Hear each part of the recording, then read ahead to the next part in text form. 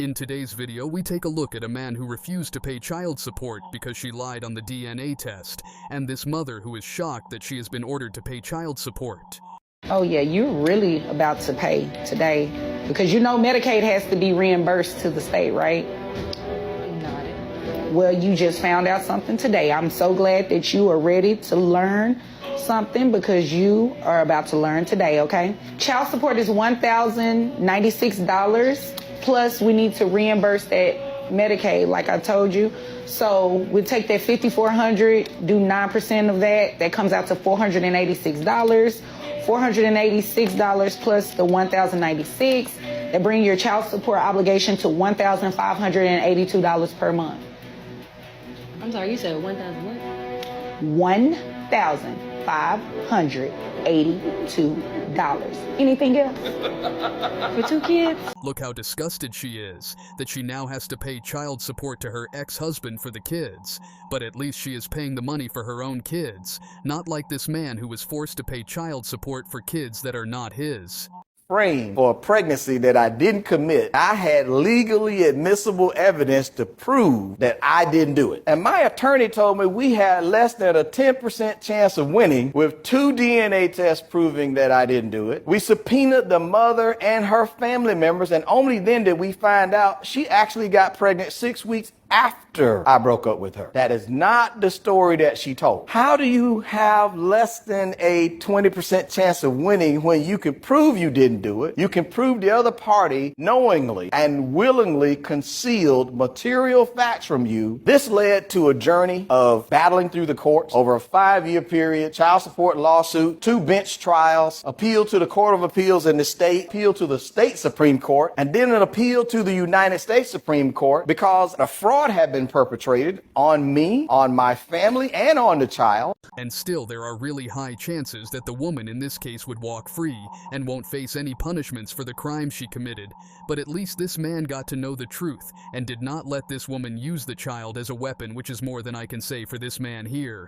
I'm 26. My mom kept me away from my dad for 26 years. My mom told me that my dad said I was a mistake and kept me away from my father. This been looking for me since I was a kid. I finally talked to my dad. He's a good dude. My mom told me my dad has not paid child support since I was a kid. I finally meet this. He has envelopes full of shit proof showing he been paying child support. My mom calls me. What you doing, baby? What's going on? I'm at my dad's house. What the you doing at the house? Didn't I say don't discuss family business? My dad bust through the door and snatched the phone. I was trying to, no. He's like, hello? My dad loses it. Going in on my mom. He's yelling on the phone, you mad because I left you and I didn't want to be with you no more. And you kept my son away from me as a weapon. I'm just getting on here for all the girlies who are in their 30s. I'm 33, turning 34 next month. Damn.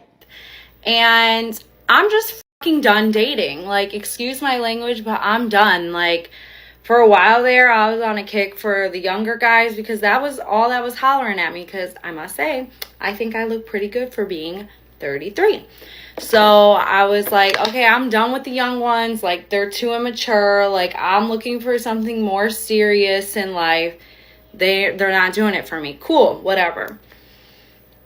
I reunite with an ex that I was with when I was 22. And this was like always the one who got away from me.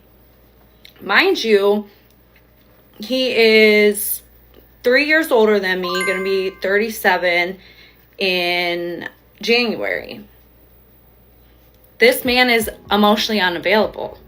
So they're too immature in their 20s, and then they're possibly still emotionally unavailable in their 30s. I understand why my mom is 60 years old and still single and just said forget it. Because that's what it's about to be. Yes, you would perfectly understand why your mother is 60 and still single, because you are also heading down that path, or I should say that you have almost hit the wall. And your next video idea is going to be about shaming and blaming men when they go out and get better women in their life, just like this woman here. Hey TikTok, I just have a question for you, because I got into a debate with a misogynistic troll who insists he's not a misogynist. But the whole thing started with him saying that passport bros aren't the ones saying Western women are crap. That's what women say. and they're just, going overseas because the women there are better.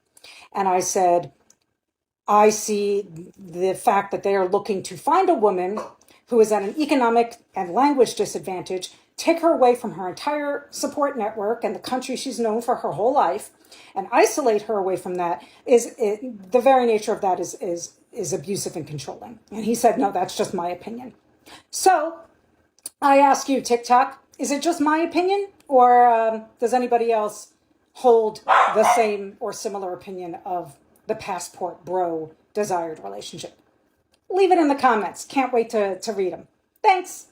Or maybe it could simply be that the women there are just better, more traditional, and respect their man for the effort they put in, not like you who would shame the men for any choice they make.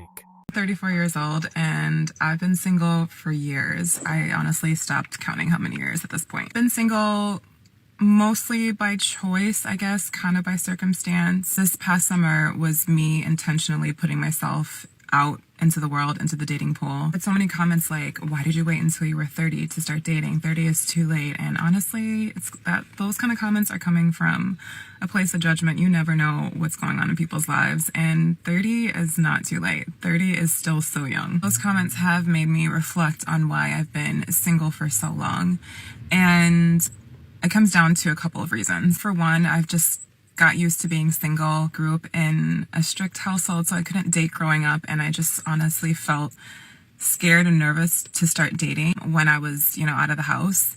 So that kind of kept me back. And then I just got comfortable being single and busy doing other things like living abroad, getting a master's, just focusing on other aspects of my life. But the longer I stayed single, the more I started to develop this limiting belief that I had to have all of my in order before I could start dating. Tying my self-worth to, how successful I felt in my career, how much money I had in the bank account, how healed I was as a person. Ultimately just feeling like, I guess, I wasn't ready or worthy to be in a relationship because I wasn't perfect. So this kept me single even longer. I really started to break that limiting belief this year because I just felt a shift in me, just having a lot more confidence in myself and just feeling more myself. And I think what also changed that, where I just wanted to be with somebody and be vulnerable and share more of myself, and realizing that women innately have so much to offer. And I think I just completely disregarded that fact. Women innately have so much to offer, and I think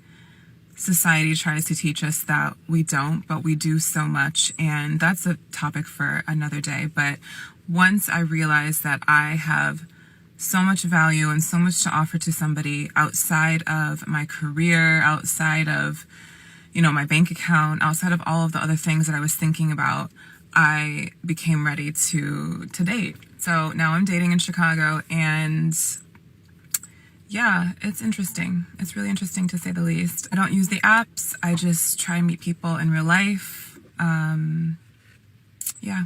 And to all the men that think like this comment, honestly, I'm getting prettier and better by the year, so